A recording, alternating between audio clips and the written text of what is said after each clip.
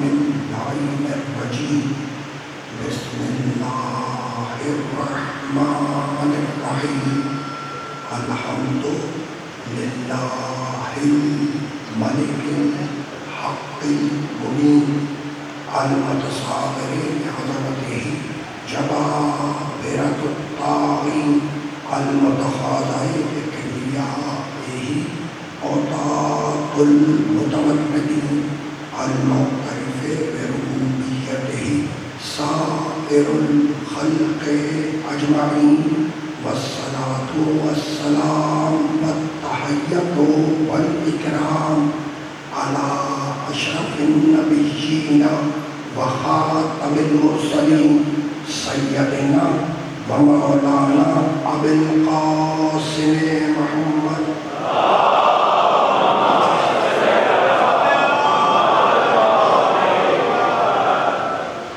وأهل بيته الطيبين الطاهرين المعصومين المظلومين أما بعد فقد قال الله سبحانه وتعالى في محكم كتابه المبين بسم الله الرحمن الرحيم شرع لكم من الدين ما وصى به نوحا والذي أوحينا إليك وما وصينا به إبراهيم وموسى وعيسى أن أقيموا الدين ولا تتفرقوا فيه صلوات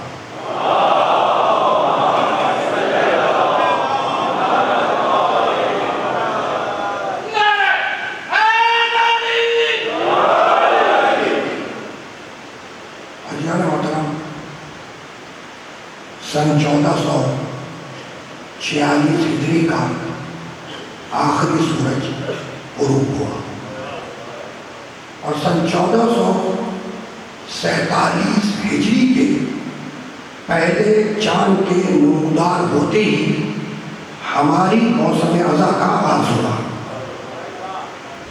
ہمارے فصل ازاں کا آغاز ہوا۔ یہ ہماری روایت ہے، یہ ہماری تہذیب ہے کہ ہم ہمیشہ اپنے نئے سال کا آغاز حسین ابن علی کی فرش اعظم بچھا کر کرتے ہیں۔ صف گریہ اور ماتم کو بچھا کر ہم اپنے نئے سال کا آغاز کرتے ہیں۔ یہ گریہ، یہ رونا کسی پہ طنز نہیں ہے، یہ گریہ کسی پر تنقید نہیں ہے، یہ گریہ نہ تیر ہے نہ تبر ہے،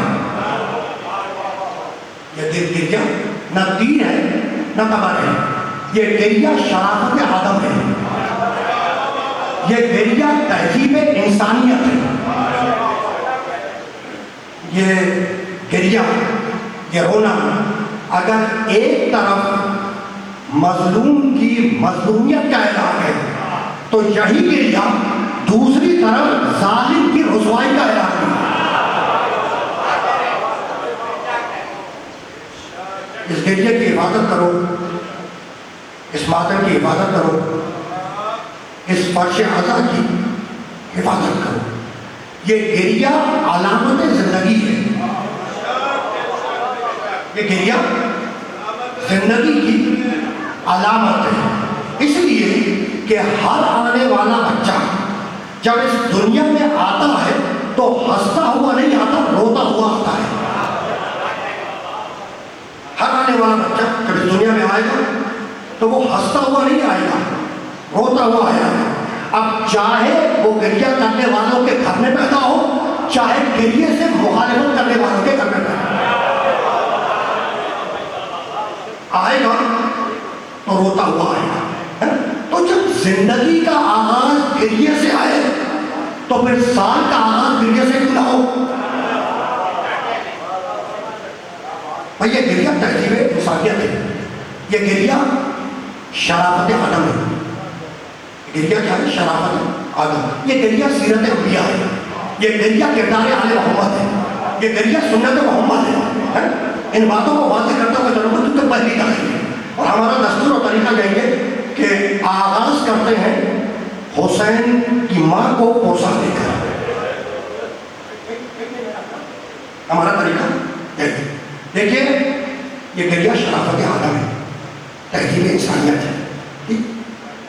بیاست آدم کا مبعوث ہونا, جتنی بھی انسانیت کے اوپر تاریخیں لکھی گئی, میں اسلامی تاریخوں کی باتیں نہیں کر رہا ہوں, جتنی بھی تاریخیں انسانیت کے حوالے سے لکھی گئی ان ساری تاریخوں میں جا کر آپ ویریفائی کر لیجیے گا کہ آدم آسمان سے زمین پر آئے, حضرت آدم علیہ السلام. اچھا کہاں اتارا اللہ نے؟ سلام دیپ کی پہاڑیوں میں.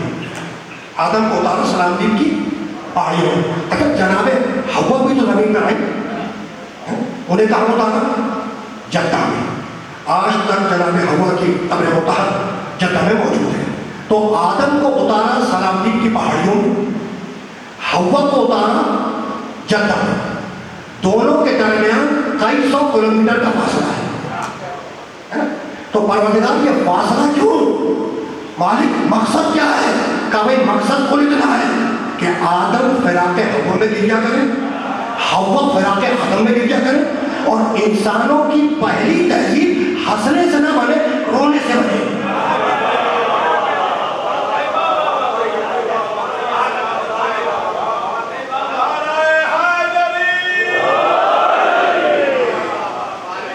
انسانوں کی پہلی تہذیب ہنسنے سے نہ بنے, رونے سے بنے. یہ گریہ کردار آل محمد ہے. تہذیب انسانیت ہے, یہ گریہ کردار آل محمد ہے. جاؤ جا کے دیکھو مختلف کی کتابوں میں. بھائی تم نے محرم کا چاند دیکھا, تم نے اداکاریں سجا دیے, فرش اللہ بچھا دی, اور فرش پر بیٹھ کر گریہ ماتم کا آغاز کر دیا, ٹھیک ہے نا. تب محرم کا چاند دیکھنے کے بعد خدا کی قسم مقتل کی کتابوں میں لکھا ہے کہ میرے 8ویں امام علی رضا علیہ السلام نے محرم کا چاند دیکھا. چاند دیکھتے ہی علی رضا نے سر سے عمامہ اتار کر دیا. کچھ دن اور گزرے, گریبان چاک کر دیا. کچھ دن اور گزرے, پاؤں سے نالین اتار دیے. یہ پہلی محرم سے 10 محرم کی تاریخ کے درمیان کا واقعہ ہے. چاند دیکھا, عمامہ سر سے اتار دیا. کچھ دن اور گزرے, گریبان چاک کر لیا. کچھ دن اور گزرے, پاؤں سے نالین امام رضا نے اتار. کسی نے پوچھ لیا کہ فرزند رسول اتنے دن گزر گئے عاشورے کو, اور اتنے دن گزر گئے کربلا کو, آپ آج تک اتنی اہمیت دے رہے ہیں عاشور کو, اتنی اہمیت دے رہے ہیں کربلا کو؟ تو جلال کے عالم میں فرمانے لگے لِأَلَّهْ تَنْسَوْنَهُ كَمَا نَسَيْتُمُ الْغَدِيرَ. سنو, ہم کربلا کو, عاشورے کو اس لیے یاد کرتے ہیں, اس لیے اہمیت دیتے ہیں کہ کہیں تم غدیر کی طرح کربلا بھی نہ بھلا بیٹھو. اور اس کے بعد ایک جملہ کہا, کہنے لگے پوچھنے والے سن, تجھے ایک اصول بتلا رہا ہوں. وہ اصول یہ ہے کہ ان کنتا باقیت علی شیء فابق علی جدی غریب. پوچھنے والے سن, اگر تجھے زندگی میں کبھی کسی چیز پر رونا آ جائے تو سب سے پہلے میرے جان حسین پہ گریا کرنا. یہ سیرت علی رضا ہے کہ کسی چیز پہ رونا آئے تو پہلے میرے مظلوم جان حسین پہ گریا کر, پھر اس چیز پہ گریا کر. اور اب 5واں امام محمد باقر ہے, گھر میں مجلس ہو رہی تھی, محمد باقر کے گھر میں مجلس ہو رہی تھی. ذاکر ممبر پر بیٹھ کر علی اکبر کے مسائل بیان کر رہا تھا. پہچانتے ہو نا علی اکبر کو؟ یہ وہی علی اکبر ہے جس کے لاشے پر بوڑھا باپ کوہنیوں کے پاس چل کے گیا. ذاکر علی اکبر کے مسائل بیان کر رہا تھا. امام کا ایک صحابی ابو بصیر اسدی, وہ اپنے منہ پر رومال رکھ کر رو رہا تھا. ایک مرتبہ محمد باقر نے سر بلند کیا اور پکار کے کہنے لگے, ابو بصیر تو روتا کیوں نہیں؟ ابو بصیر تو روتا کیوں نہیں؟ کہا کہ مولا رو تو رہا ہوں. مولا میں رو تو رہا ہوں. اس نے اپنا بھیگا ہوا رومال دکھلایا, کہا مولا یہ ہے میرے آنسو. کہا کہ ایسے مت رو. کہا مولا پھر کیسے رو؟ کہا ویسے رو جیسے جنت میں حسین کی ماں روتی ہے. کہا مولا کیسے روتی ہے؟ کہا بالوں کو بکھرا دیتی ہے اور کہتی ہے وہاں حسینہ, وہاں مظلومہ, وہاں چارہ.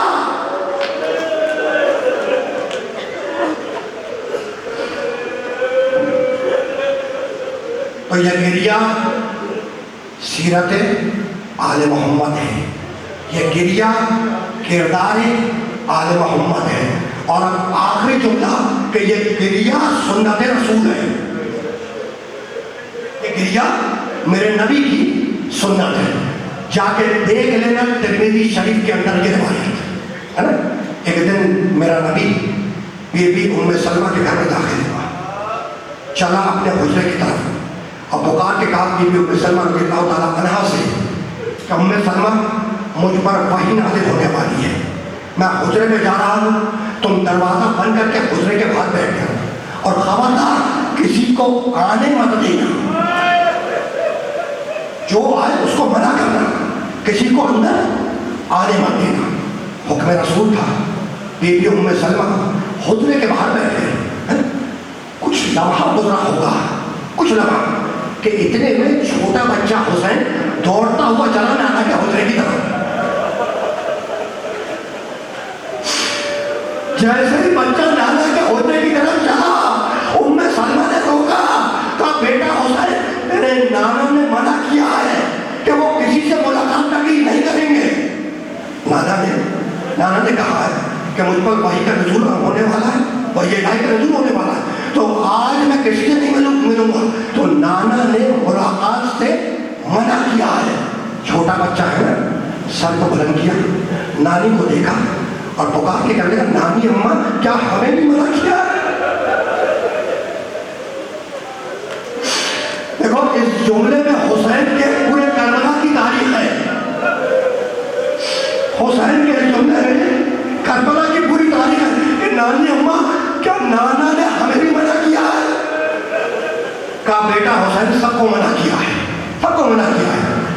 بچہ پلٹا, بچہ پلٹا, ادھر بچہ پلٹا, ادھر حجرے سے آواز آئی ام سلمہ تم نے میرے حسین کو بھی پلٹا دیا.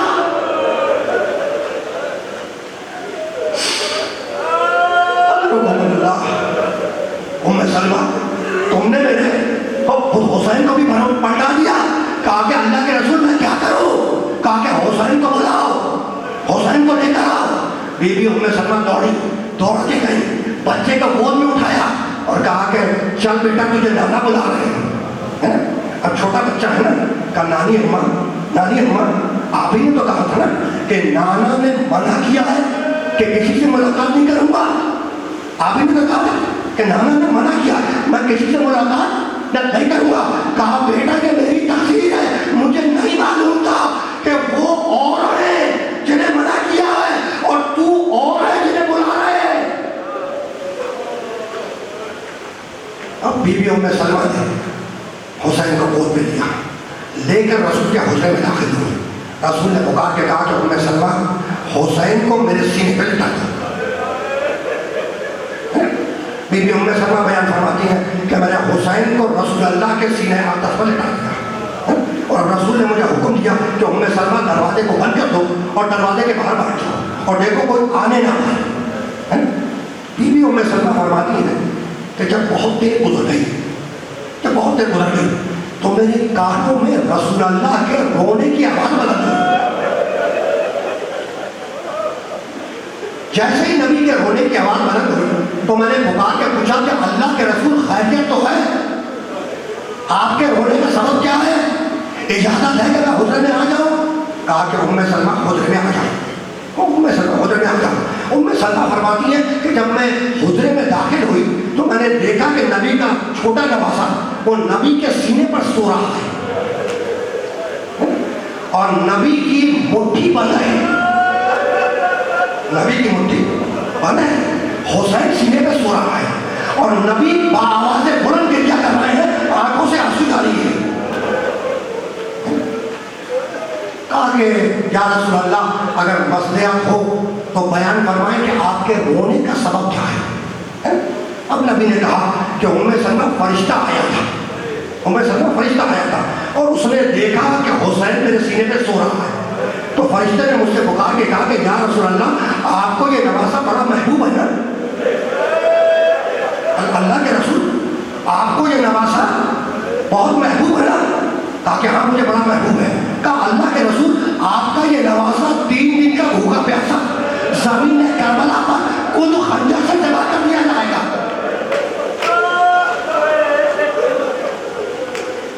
تب بڑا محبوب نواسا ہے، بڑا پسندیدہ نواسا ہے، تو یہی آپ کا محبوب نواسا کربلا کے میدان میں ذبح کر دیا جائے گا۔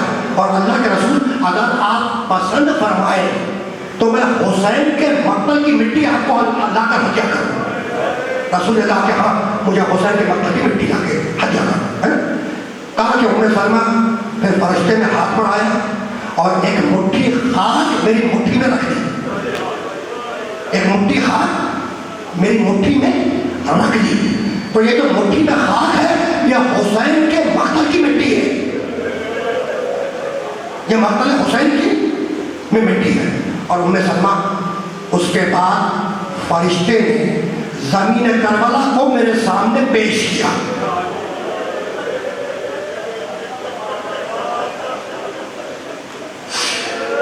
ادرکو من اللہ، ترمذی شریف کا حوالہ میں نے دے دیا۔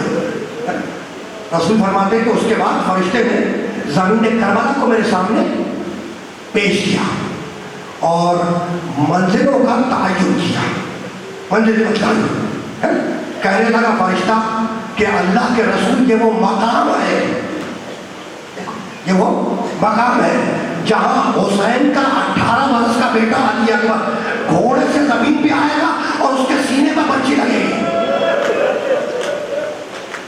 کہا اللہ کے رسول یہ وہ مقام ہے جہاں حسین کا بھائی گھوڑے سے زمین پر آئے گا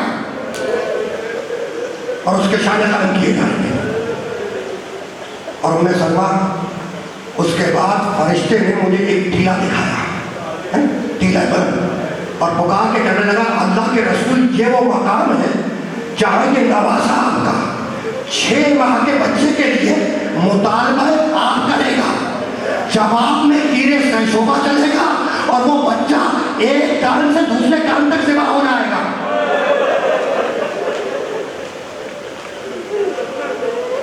اجرکم اللہ، اجرکم اللہ۔ ہماری فصل ازا کا آغاز ہے، موسم ازا کا آغاز ہے۔ ہم نے سال کا آغاز، نئے سال ہجری سال کا آغاز حسین کی فرش ازا بچھا کر کیا۔ اب دیکھو بانی کوئی بھی ہو اور سننے والا کوئی بھی ہو، لیکن جب فرش ازا بچھ گیا تو اب میزبان وہ بیوی ہے جس نے چکی پیس پیس کر حسین کو پالا تھا۔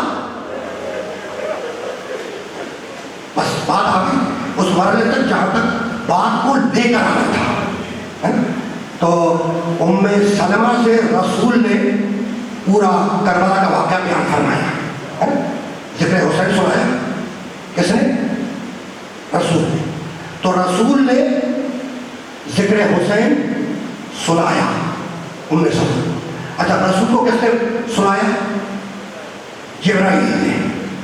تو اب سمجھ میں آیا، اب سمجھ میں آیا کہ ذکر حسین سننا بھی سنت رسول ہے اور ذکر حسین کرنا بھی سنت رسول ہے۔ بس یہیں تک لے کر آنا تھا، اسی معنی تک لے کے آنا تھا کہ اس گریہ کی حفاظت کرو، یہ گریہ تمہاری پہچان ہے، یہ گریہ تمہارے تشخص کی علامت ہے نا۔ دیکھو یہ گریہ سمجھ میں آ گیا تو کربلا سمجھ میں آ جائے گی، کربلا سمجھ میں آ گئی تو حسین سمجھ میں آ جائے گا۔ نہیں، جملوں کو بدل دو، جملوں کو بدل دو۔ بھائی گریہ سمجھ میں آ گیا، گریہ سمجھ میں آ گیا تو کربلا سمجھ میں آئے گی، کربلا سمجھ میں آئے گی تو اللہ کا دین سمجھ میں آئے گا۔ بھائی اللہ کا دین سمجھ میں آ گیا، اب اس کو بھی بولٹ دو، اللہ کا دین سمجھ میں آ گیا تو کربلا سمجھ میں آ گئی، کربلا سمجھ میں آ گئی تو گریہ سمجھ میں آ گیا، گریہ سمجھ میں آ گیا تو حسین خود بہت سمجھ میں آئے۔ ٹھیک ہے، تو دین کو سمجھنا ہے کہ یہ دین ہے کیا۔ دیکھو اللہ کی نگاہ میں اللہ کی نگاہ میں سب سے قیمتی شے اس کا دین ہے. دین سے زیادہ قیمتی شے اللہ کی نگاہ میں کوئی نہیں ہے. اسی لیے آواز دی ان الدین عند اللہ الاسلام. اور نے آواز دی کہ ان الدین عند اللہ الاسلام. دین اللہ کی اندیت میں بس اور بس اسلام ہے. تو نگاہ خدا میں سب سے قیمتی شے کیا ہے؟ اس کا دین. اچھا دلیل کیا ہے؟ تو مجھے آپ بتائیں کہ کیا محمد مصطفیٰ سے زیادہ محبوب بھی کوئی نبی تھا؟ کیا کوئی نبی ہے؟ کوئی نہیں ہے. یہ تو سب سے محبوب نبی ہے نا. خدا کی قسم, وہ جو سب سے محبوب نبی ہے محمد مصطفیٰ, اس کی زندگی بھی خرچ کروا دی دین کو پہنچانے کی. یہی تو سمجھانا چاہ رہا ہوں کہ وہ جو سب سے محبوب نبی ہے اس کی زندگی بھی خرچ کروا دی دین کو پہنچانے میں اور دین کی تبلیغ میں.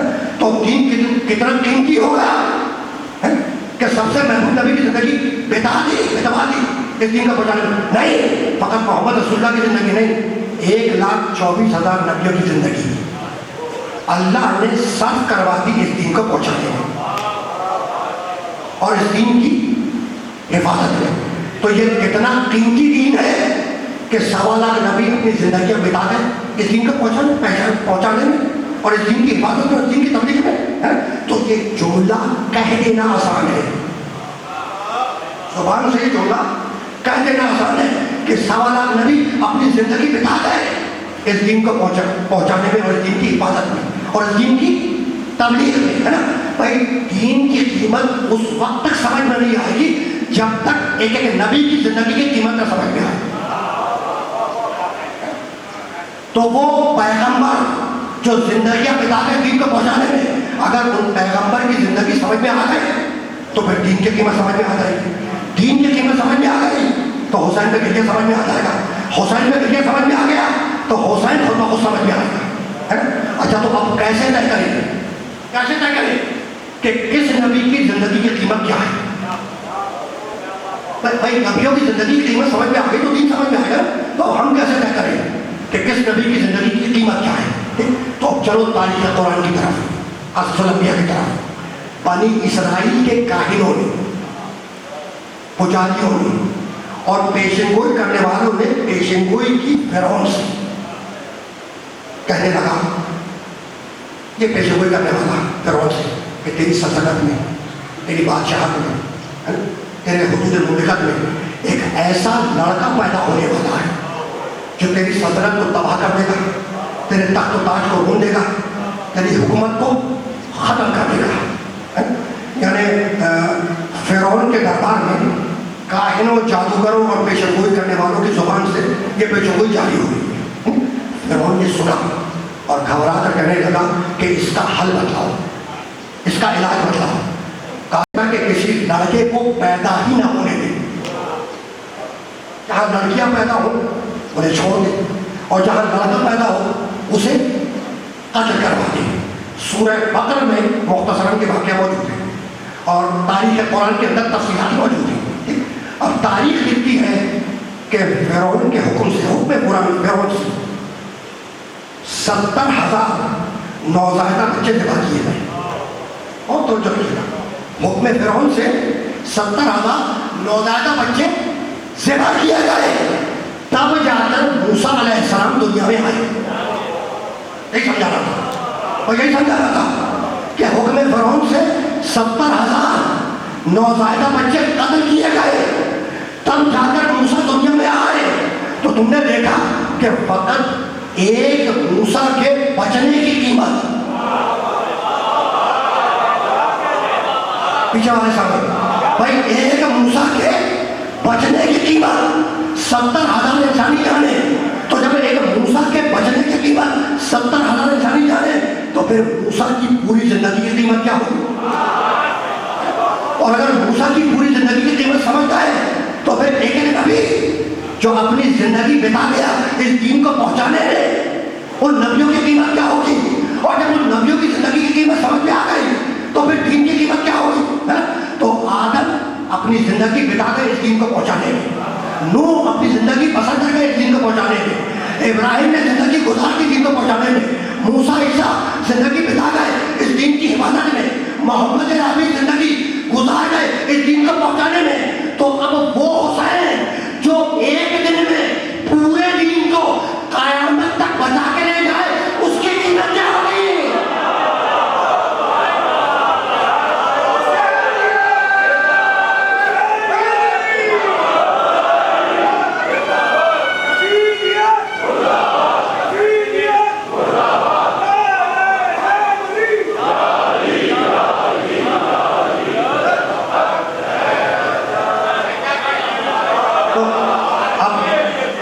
اس گریے کی اہمیت سمجھ میں آئی؟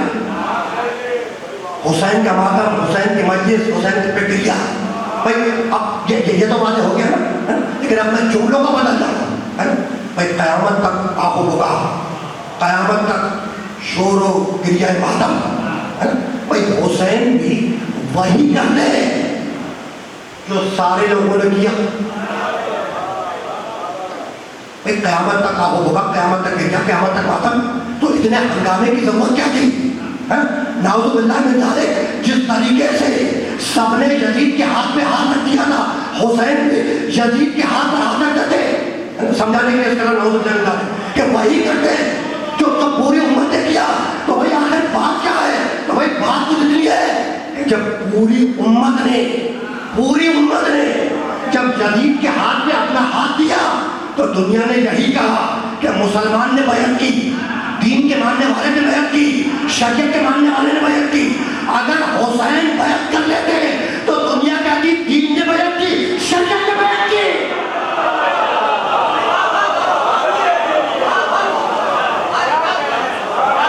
یہ بات پہنچی، بس یہ بات پہنچی، گفتگو اس بارے میں آ کر رکی ہے کہ بھائی سب نے بیعت کی تو دنیا نے یہی کہا کہ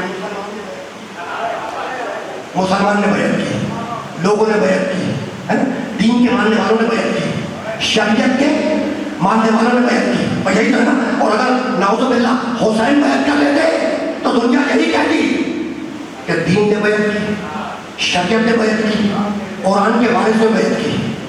تو اب جو قرآن کا وارث ہو وہ لاوارثوں کے ہاتھ پہ مصالحت کیسے کر لے؟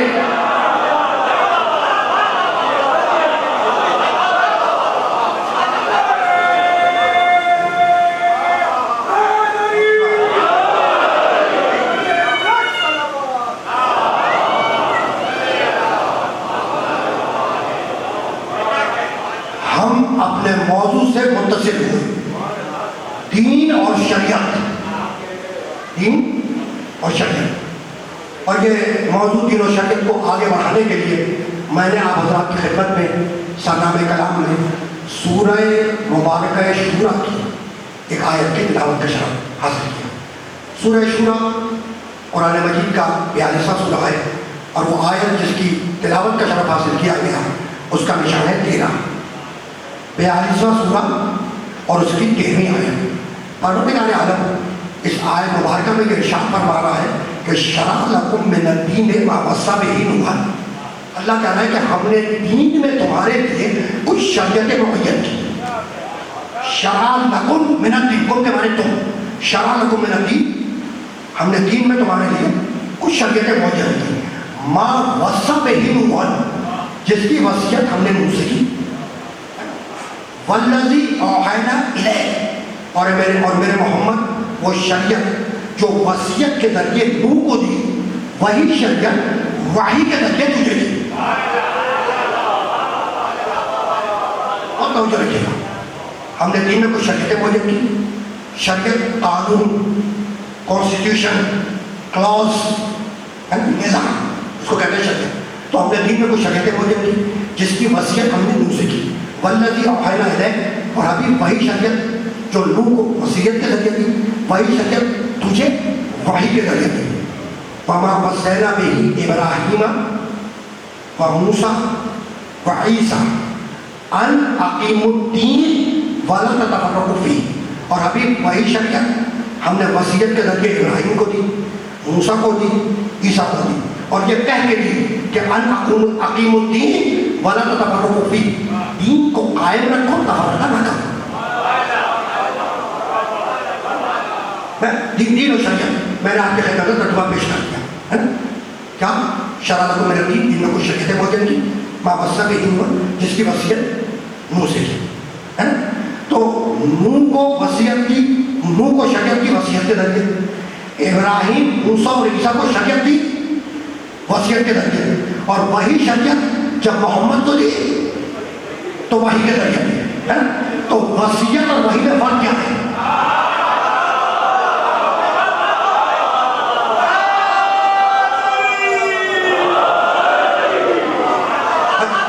وصیت اور وحی میں فرق کیا ہے؟ تو وصیت بات کو کھول کر بیان کر دینا، وصیت بات کو کھول کر بیان کر دینا، اور وحی کو لطیف اشارہ جسے کیا جائے بات اس تک پہنچ جائے.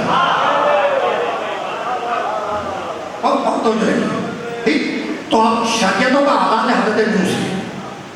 پہلے صاحب شریعت کا بھی نوح کی شریعت، پھر ابراہیم کی شریعت، پھر موسیٰ علیہ السلام کی شریعت، پھر عیسیٰ علیہ السلام کی شریعت، اور پھر خاتم النبیین کی شریعت ہے.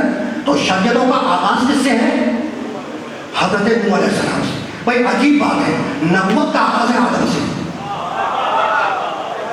نبوت کا آغاز ہے، دیکھو بھائی یہ بات پہلے مرحلے میں ہے، اور پہلی تقریر میں کچھ تمیزیں استوار ہوتی ہیں، تو ذرا سا موضوع خشک ہے، لیکن آہستہ آہستہ تر ہوتا چلا جائے گا. ایک دفعہ تمیزیں استوار ہو گئی تو مجھے اگلی تقریروں میں تھوڑی سی آسانی ہو جائے گی. تو یہ ذرا سا مشکل موضوع ہے شریعت، لیکن تمیزیں استوار ہو گئی بہت پہنچ جائے گا. تو 5 شریعتیں آغاز ہے نوح سے، اختتام میں خاتم النبیین کی شریعت پر. ٹھیک، تو شریعت کا آغاز نوح علیہ السلام سے، لیکن نبوت کا آغاز ہے حضرت آدم سے. تو پروردگار جب نبوت کا آغاز آدم سے ہے تو شریعت کا آغاز بھی آدم ہی سے کر دیتا. بھائی شریعت کا قانون کا آغاز بھی آدم ہی سے کر دیتا، یہ نوح سے آغاز کیوں کر رہا ہے؟ تو اب اس بات کو یاد رکھیے کہ بچے کی ایک عمر ہوتی ہے بلوغت سے پہلے کی، اور ایک عمر ہوتی ہے بلوغت کے بعد کی. بلوغت سن بلوغت سے پہلے کی جو عمر ہے بچے کی، اس میں نہ اس پر روزہ واجب، نہ نماز واجب، نہ حج واجب، نہ زکوٰۃ واجب، نہ جہاد واجب، کوئی بھی احکامات اس پر واجب نہیں ہوتے. ادھر وہ سن بلوغت کو پہنچا، 15 سال کا ہوا، 14 سال کا، شریعت لاگو، احکام شریعت لاگو ہوتے ہیں، نماز روزہ حج زکوٰۃ خمس صلوات بہت ہوتے ہیں. ٹھیک، تو سن بلوغت سے پہلے بچے پر کوئی احکامات واجب نہیں ہوتے. اس عمر میں ماں باپ کی تربیت ہی کافی ہے بچے کے لیے. اس عمر میں ماں باپ کی تربیت کا ابتدائی تربیت کافی ہے بچے کے لیے. اب جب وہ سارے بلوغت تو پہنچے گا تو احکامات اس پر واجب ہوں گے. تو عہد آدم کا زمانہ سن بلوغت سے پہلے کا زمانہ تھا. آدمیت کا آغاز تھا، انسانیت کا آغاز تھا. تو جو بنیادی تعلیمات آدم کے ذریعے دینی تھی وہ اللہ نے انسانیت تک پہنچا دی. اور اب جیسے جیسے انسانیت سن بلوغت کو پہنچنے لگی تو پہلی شریعت بھیجی نوح کی، پھر ابراہیم کی شریعت بھیجی، پھر موسیٰ کی شریعت بھیجی، پھر عیسیٰ کی شریعت بھیجی، پھر خاتم النبیین کی شریعت بھیجی. یہ بات واضح ہو گئی. تو کتنی شریعتیں بھیجی؟ 5 شریعتیں. رک جاؤ اس پڑھ لے کر. 5 شریعتیں ہو گئی، نوح سے آغاز اور خاتم النبیین میں اختتام شریعت کا. اچھا یہ 5 الگ الگ شریعتیں بھیجنے کی ضرورت کیا تھی؟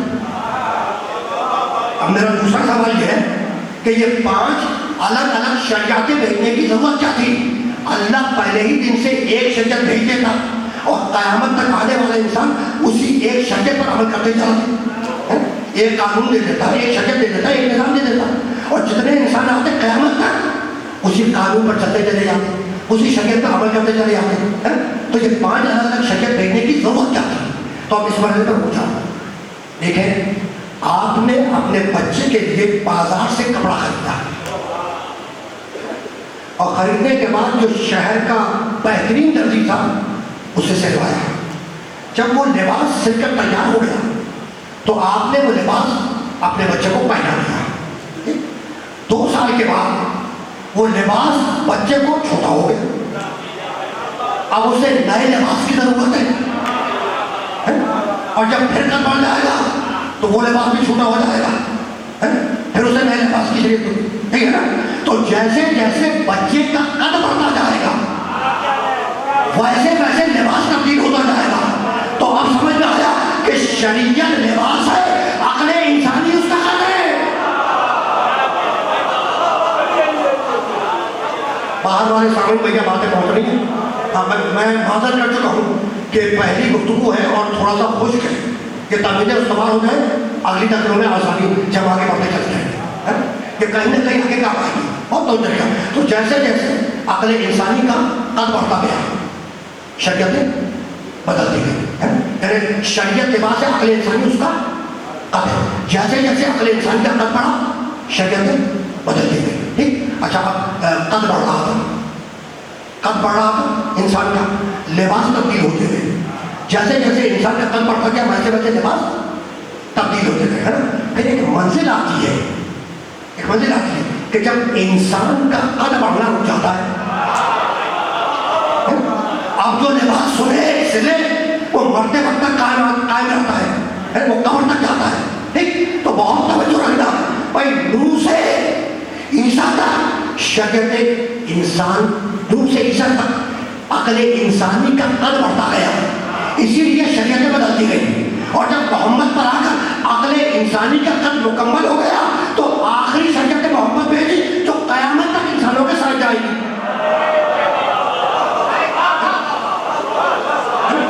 تو یہ ہے شریعتوں کا ارتقا، یہ ہے شریعتوں کا ارتقا. اسی طریقے سے صاحبان شریعت میں بھی ارتقا ہے، صاحبان شریعت میں بھی ارتقا ہے. تم نے بیج بویا، بیج کوپل بنا، کوپل پودا بنا، پودا درخت بنا، اور اب درخت نے اپنا قد نکالنا شروع کیا. اور پھر ایک منزل آئی کہ جب درخت کا قد بڑھنا رک گیا نا. اچھا تو درخت کا قد بڑھنا رک گیا، کیا درخت کی ترقیاں بھی رک گئی؟ درخت کی ترقیاں نہیں ہوگی. اب طول میں ترقی نہیں ہوگی، عرض میں ترقی ہوگی. بھائی درخت کا قد بڑھنا رک گیا، کیا ترقیاں بھی ہوگی؟ اگر نہیں، ترقی نہیں ہوگی. اب طول میں ترقی نہیں ہوگی، عرض میں ترقی ہوگی. شاخیں آئیں گی، ٹہنیاں آئیں گی، پھل آئیں گے، پھول آئیں گے. تو یہی تو میں سمجھانا چاہ رہا ہوں کہ بھائی آدم سے محمد تک طول کی ترقی ہے، اور محمد سے مہدی تک عرض کی ترقی ہے.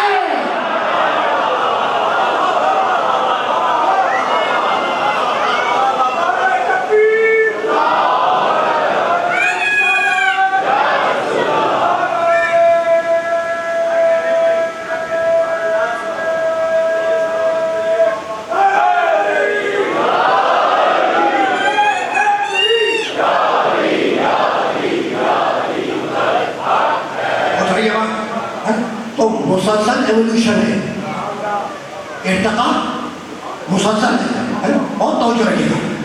اچھا اب طول میں ترقی نہیں ہوگی، درخت قد رک گیا تو اب طول میں ترقی نہیں ہوگی، عرض میں ترقی ہوگی. شاخیں نکلیں گی، ٹہنیاں نکلیں گی، پتے آئیں گے، پھول آئیں گے، پھل آئیں گے، ہے نا. اچھا ایک جیسے آئیں گے، پھل آئیں گے ایک جیسے آئیں گے. آم کے جو درخت میں پھل آئے گا وہ آم ہی کا ہوگا، جامن کا نہیں ہوگا. اور جامن کے درخت میں جو پھل آئے گا وہ جامنی کا ہوگا، آم کا نہیں ہوگا.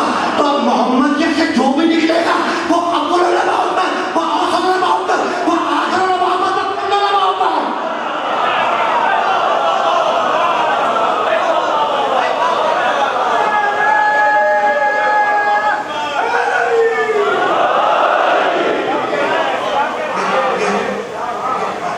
یہ تمیزیں ہیں، قوانین ہیں، اب مجبوری ہے. یہ تمیزیں ہیں اور موضوع مشکل ہے دینوں شریعت، مجھے بھی اندازہ ہے. ٹھیک. لیکن دین کی باتیں دینداروں سے نہ کروں تو کیا بے دینوں سے کروں؟ بہت توجہ رکھیے. تو مسلسل ایولیوشن ہے اور مسلسل ارتقا ہے. ٹھیک ہے. اب فرض کرو کہ ایک شخص حضرت نوح علیہ السلام کے زمانے میں زندہ تھا. دیکھو ارتقا دیکھو کیسے. ایک شخص حضرت نوح کے زمانے میں زندہ تھا، نوح کی شریعت پر عمل کر کے مر گیا، جنت کی ہے، لیکن زندہ رہ گیا. اور ابراہیم کی شریعت آ گئی تو نوح کی شریعت پہ عمل کرے گا تو ہلاک ہو جائے گا. اب ابراہیم کی شریعت پہ عمل کر کے مرے گا تو جنتی ہے. اچھا ابراہیم کی شریعت پہ عمل کر رہا تھا, چلتے چلتے موسیٰ کی شریعت آ گئی, ابراہیم کی شریعت پہ عمل کر کے مر جاتا تو جنتی تھا. زندہ رہ گیا, موسیٰ کی شریعت پہ آ گیا تو اگر ابراہیم کی شریعت پہ عمل کرے گا تو ہلاک ہو جائے گا. اب توحید پہ عمل کرے, شریعت موسیٰ پہ عمل کرے, شریعت موسیٰ پہ عمل کر کے مرے گا تو جنتی ہے. اور اگر زندہ رہ گیا, عیسیٰ کی شریعت آ گئی تو اب انجیل پہ عمل کرو, شریعت عیسیٰ پہ عمل کرو. شریعت عیسیٰ پہ عمل کر کے مر گئے جنتی ہو. اور اگر زندہ رہ گئے اور محمد کی شریعت آ گئی تو اب اگر عیسیٰ کی شریعت پہ عمل کیا, اگر بائبل پہ عمل کیا, اگر انجیل پہ عمل کیا تو ہلاک ہو جائے گا. اب محمد کی شریعت پہ عمل کر کے مرے گا تو جنتی ہے. تو آپ نے دیکھا کہ ہزاروں سال کی عبادتیں بیکار ہو جائیں گی اگر شریعت محمد پر عمل نہ کیا. باہر والے سامنے حضور بھی تشریف فرمائے جناب, تو ہزاروں سال کی عبادتیں بیکار ہو جائیں گی اگر شریعت محمد پر عمل نہیں کیا ہے نا. اور اب اسی طریقے سے احکام میں بھی ارتقا ہے نا.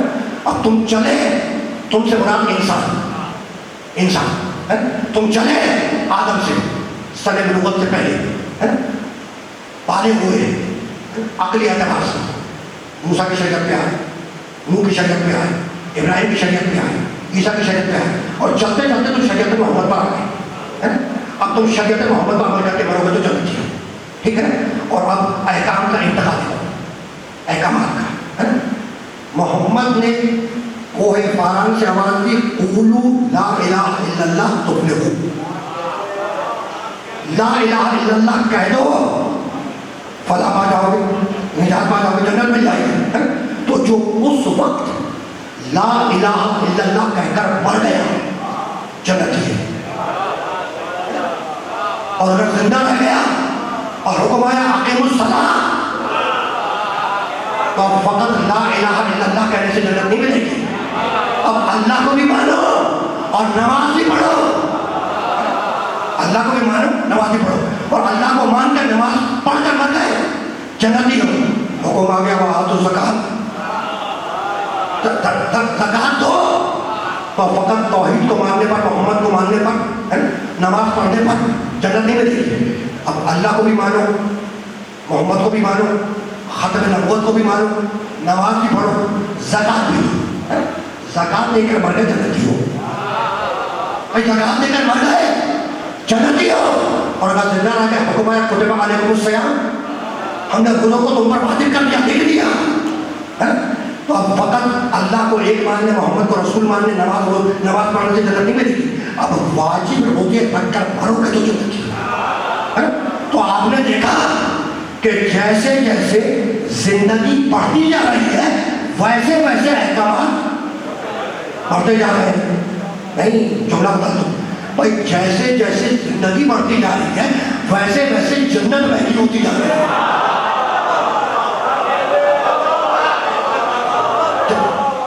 بھائی سارا کیس تو جنت کا ہی ہے نا. سارا کیس کیا ہے, اینڈ ریزلٹ کچھ اور ہے تو بتا دیں بھائی, کچھ اور ہے تو بتا دیں. اینڈ ریزلٹ کیا ہے, جنت ہے, سب کو معلوم ہے. اور جن کو نہیں معلوم ہے انہیں بھی بتا دو کہ اینڈ ریزلٹ جنت ہے, اور یہ جنت بٹے گی علی کے ہاتھوں سے. یہ جنت بٹے گی علی کے ہاتھوں سے.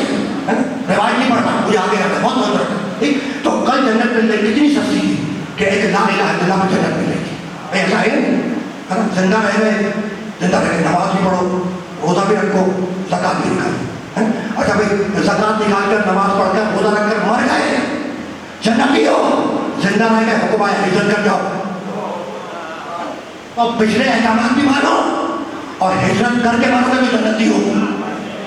اچھا ہجرت کر کے مر گئے جنتی, ہجرت کر کے مر گئے جنتی. اچھا زندہ رہ گئے حکم آیا جہاد میں جاؤ, حکم آیا جب جہاد میں جاؤ تو جہاد کر کے مرو گے تو جنتی. تو تم نے ویسے ویسے جنت مہنگی ہوتی جا رہی ہے. تو لا الہ الا اللہ کہہ کر مر گئے جنتی. حکم آیا روزہ رکھو, روزہ رکھ کے مر گئے جنتی. حکم آیا زکات نکالو, زکات نکال کے مر گئے جنتی. حکم آیا ہجرت کر جاؤ, ہجرت کر کے مر گئے جنتی. حکم آیا جہاد میں جاؤ, جہاد کر کے مر گئے جنتی. اور اگر اتفاق سے زندہ رہ گئے اور آخری حکم آیا کہ علی کو مولا نہیں مانو,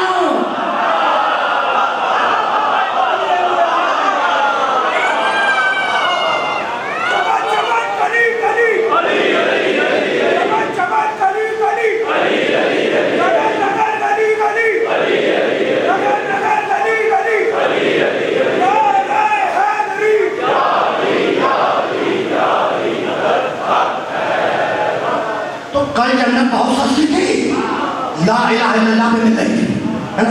جیسے جیسے احکامات بڑھتے گئے ویسے ویسے جنت مہنگی ہوتی گئی. میں یہی تو سمجھانا تھا کہ حکم زندہ رہ گئے, حکم آیا جہاد میں جاؤ, تو اب جہاد کر کے مرو گے تو جنتی ہو. اور اگر اتفاق سے زندہ رہ گئے اور آخری حکم آیا کہ علی کو مولا بھی مانو, تو اگر علی سے اتنی ہی دشمنی تھی تو غدیر سے پہلے مر جاتے, جنت بھی مل جاتی, علی سے جان بھی چھوٹ جاتی.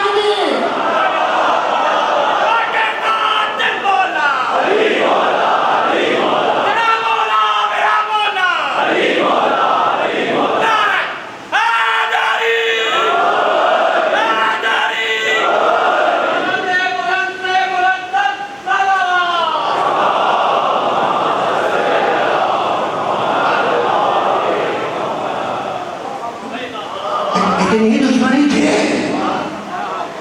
اور پہلے ہی مر جاتے اناؤنسمنٹ سے, جب جنت بھی مل جاتی اور علی سے جان بھی چھوٹ جاتی. لیکن کہنے لگے کہ بھائی سارے احکامات تو انجام دیے ہم نے, سارے احکامات تو پورے کیے, نماز بھی پڑھی, خدا بھی رکھا, آدمی بھی گئے, زکات بھی نکالی, جیسے جیسے ہوا جہاد میں بھی چل.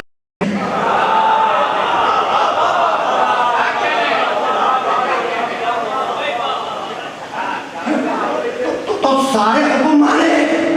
اب دیکھو کمال کا حکم ہے, کہنے لگے سارے حکم مانے, اے ٹو زی الف سے یہ تک ہم نے سارے حکم مانے. اگر ایک حکم نہیں مانا تو فرق کیا پڑتا ہے؟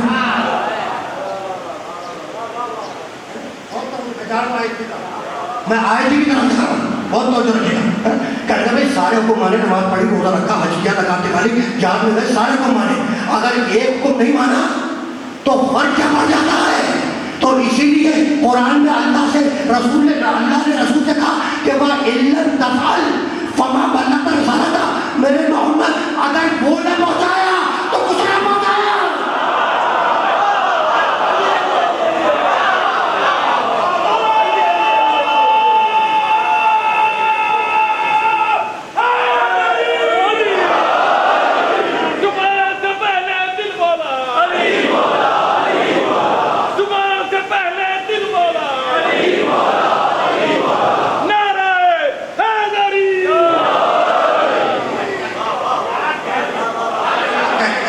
کہنے لگے کہ ایک حکم نہیں مانا تو فرق کیا پڑتا ہے؟ تو اللہ تو عالم الغیب ہے, امت کے مزاج سے بھی واقف ہے, اللہ کے مزاج سے بھی واقف ہے. اسی لیے جلال میں کہا کہ وَإِلَّمْ تَفْعَلْ فَمَا بَلَغْتَ رِسَالَتَهُ, میرے محمد اگر تو نے وہ نہ پہنچایا, اگر تو نے وہ نہ پہنچایا تو گویا کچھ نہ پہنچایا. تو محمد سے کہا اور امت کو سنایا, محمد سے کہا کہ وہ نہ پہنچایا تو کچھ نہ پہنچایا, اور امت سے کہا کہ اگر وہ نہ مانا تو کچھ نہ مانا.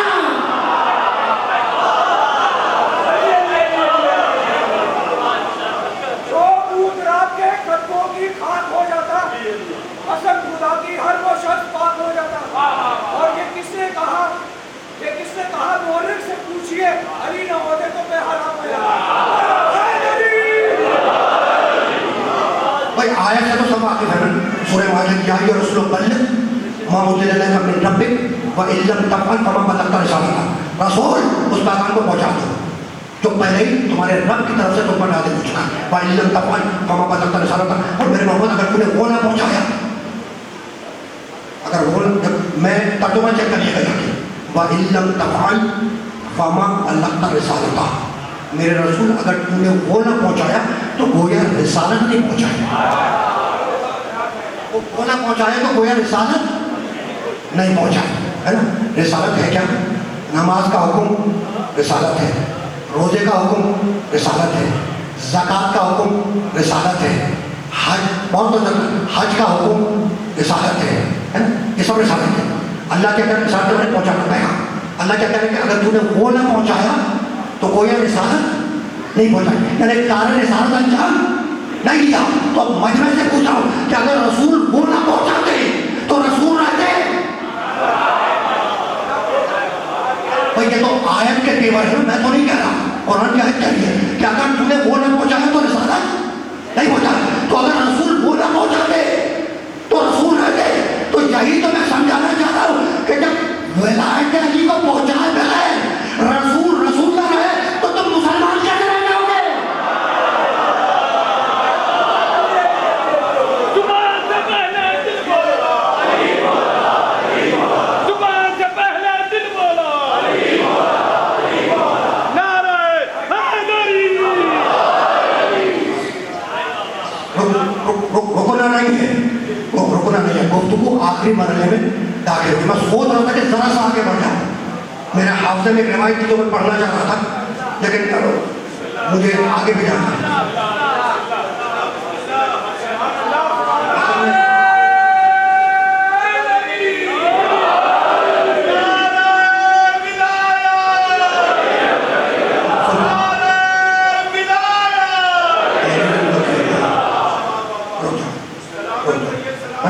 کیا کہنے لگے؟ کہنے لگے ہمیں کسی مولائیت کی ضرورت نہیں ہے، ہمیں کسی مولائیت کی ضرورت نہیں ہے، ہمارے لیے سنت رسول کافی ہے۔ کہتے ہیں کہ ہمیں کسی مولائیت کی ضرورت نہیں ہے، ہمارے لیے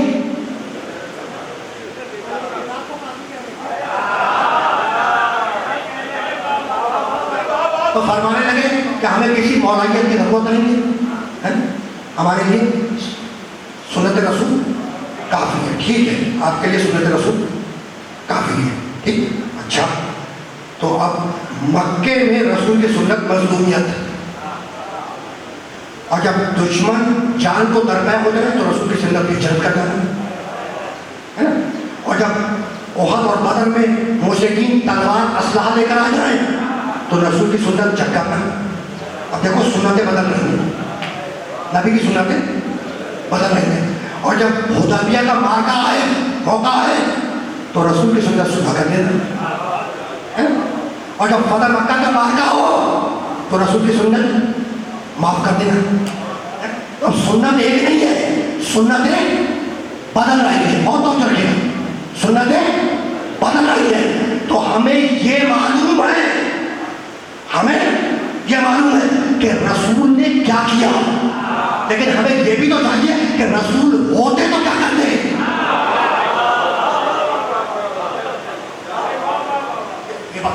دیکھو سنتیں بدل رہی ہیں نا، مکے میں مظلومیت، دشمن جان کو در پہ ہو جائے ہجرت، مشرکین آ گئے بدر وحد میں اسلحہ لے کر، نبی کی سنت جنگ کرنا، حدیبیہ میں سنت صلح کرنا، فتح مکہ میں معاف کر دینا۔ تو اب سنت ایک نہیں ہے، بدل رہی ہے۔ اور رسول 11 ہجری کو چلا گیا، تو رسول تو چلا گیا تو کیا مسائل پیدا نہیں ہوں گے؟ مسئلے نہیں آئیں گے، مشکلات نہیں آئیں گی؟ بھائی آئیں گی نا، تو کوئی تو ہو اس کو حل کرنے والا۔ تو یہی تو میں سمجھانا چاہ رہا ہوں کہ امامت محمدیت کے تصدر کا نام ہے، امامت نام ہے محمدیت کے تصدر کا۔ کہنے لگے کہ بھائی ہمیں تو کوئی تذکرہ ملتا ہی نہیں، ہمیں تو کوئی تذکرہ ملتا ہی نہیں ہے۔ بھائی تمہیں نہیں ملتا، اگر کافی سمجھ کے نہ پڑھا ہوتا تو مل جاتا، کیونکہ کافی سمجھ لیا اس لیے تمہیں وارث قرآن کا تذکرہ نہیں ملتا۔ تو اب 11 ہجری کو نبی چلا گیا، لیکن مسائل قیامت تک جائیں گے یا نہیں جائیں گے؟ تو پھر تمہیں مولایت کی ضرورت تو ہوگی، کسی وارث قرآن کی ضرورت تو ہوگی، کسی شارع کی ضرورت ہوگی جو شرح کر کے بتائے کہ کام ایسے ہوگا۔ کوئی ایسا ہے نہیں. تو اسی لیے قرآن نے آواز دی یا ایھا الذین آمنوا اتقوا اللہ وکونوا مع الصادقین. اے ایمان لانے والوں اللہ کا تقویٰ اختیار کرو اور صادقین کے ساتھ ہو جاؤ. صادقین کے ساتھ ہو جاؤ. اچھا پھر کمال ہے, حکم آیت منسوخ ہو گیا یا قیامت تک جائے گا؟ یہ آیت منسوخ ہو گئی یا قیامت تک جائے گی؟ تو آیت جائے گی قیامت تک, اور کوئی صادق غیبت میں موجود نہ ہو یہ ممکن نہیں ہے. جب آیت کو قیامت تک جانا ہے تو اس کا مطلب یہ کہ کسی صادق کا وجود قیامت تک کے لیے ضروری ہے. تو وہ صادقین ہے کون؟ ہے نا, اگر میں چاہوں تو ایک آیت پڑھ کے گفتگو یہی روک دوں, لیکن میری زبان سے نکل گیا کہ میں روایت پڑھنے والا تو میں نے روک دی, اس لیے مجھے ادھر جانا ہے. اور بڑا آسان ہے مجھے روک دینا, بہت آسان ہے. کوئی صادقین ہے کون؟ کوئی صادقین وہی ہے جو کاذبین کے مقابلے میں گئے تھے.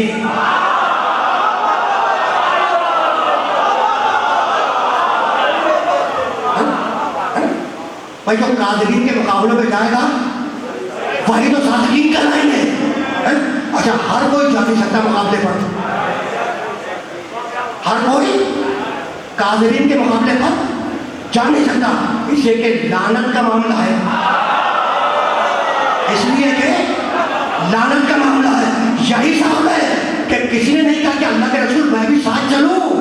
اور سمجھدار لوگ تھے, جان رہے تھے کہ یہ بدر کا میدان نہیں ہے, جو احد کا میدان نہیں ہے, یہ خیبر کا میدان نہیں ہے, کہ جب تک چاہا لڑے اور جب چاہے اجازت دے دی. یہ ہے لعنت کا میدان. اگر ایک دفعہ لعنت پیچھے آ گئی تو قیامت تک لعنت کا پیچھا نہیں چھوڑے گا.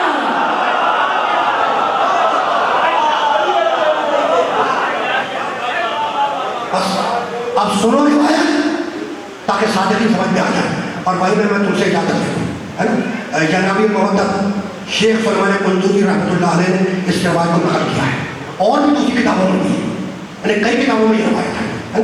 ایک بہت بڑا عالم یہودی رسول اللہ کے پاس آیا, بہت بڑا عالم یہودی آیا رسول کے پاس, خیر عافیت دریافت کی بیٹھ گیا اور کہنے لگا یا محمد مجھے تم سے کچھ سوال کرنے ہیں, پوچھوں؟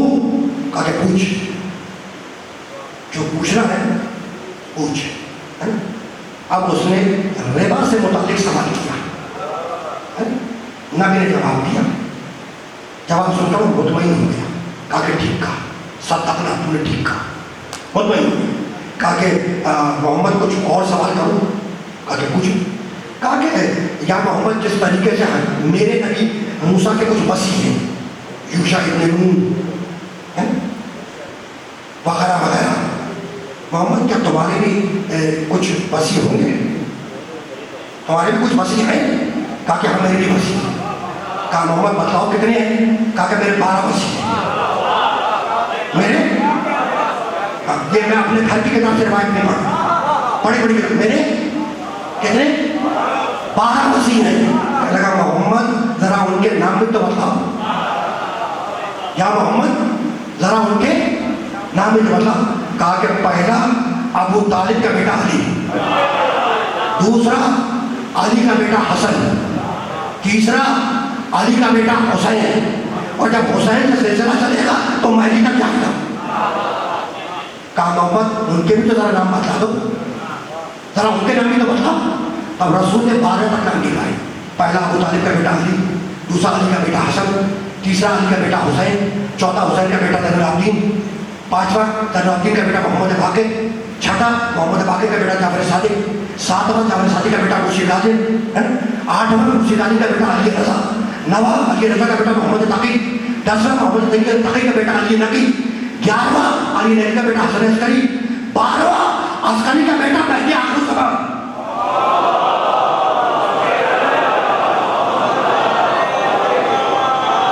بہت توجہ کریں, رسول نام لیتے ہیں, میں روایت کے تیور بتلا رہا ہوں اور اسی میں بات کو روکوں گا. روایت کے تیور, رسول نے کیا کہا؟ پہلا ابو طالب کے بیٹا علی, علی ابن ابی طالب, پہلا علی کس کا بیٹا؟ ابو طالب کا. اس نے کہا صدقنا, تو نے سچ کہا. دوسرا, یہ جملہ بھی تو سمجھ, دوسرا علی کا بیٹا حسن, میں نے کہا صدقنا, سچ کہا. تیسرا علی کا بیٹا حسین, اس نے کہا سچ کہا رسول نام لے رہے ہیں اور وہ کہہ رہے ہیں سچ کہا خدا کی قسم ایسا لگتا ہے کہ پرانی کتابوں میں توریت میں یہ نام پڑھ کر آیا تھا صرف ویریفائی کرنا چاہ رہا تھا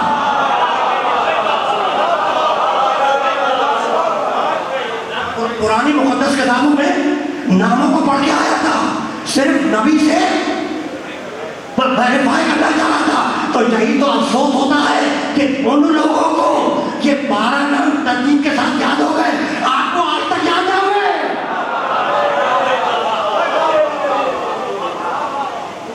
بہت تو جو ہے اب رک جاؤ اور اب خصوصیت کے ساتھ آپ کو جو بلا دیا کر میں سالوں سے آپ کو اداکارے دے رہا ہوں اس سے پہلے بھی دیکھ کر ہم آپ کو بھی بہت توجہ رکھیے گا ٹھیک اور تمام حاضرین